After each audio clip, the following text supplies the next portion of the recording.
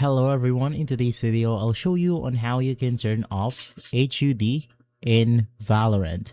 So to simply go ahead and do this, it's extremely simple. First things first, head over to a game, press escape on your keyboard, which will then take us to the settings of Valorant.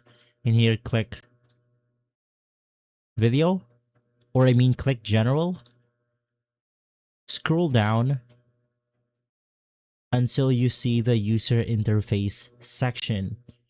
Now in here, you want to go ahead and look for the HUD, which is going to be the user interface in game. So you want to go ahead and click on the Hive user interface in game. And as you can see now, we have disabled our interface for Valorant. So guys, if this video has been helpful, leave a like, subscribe, and follow us for more videos like this. Thanks for watching.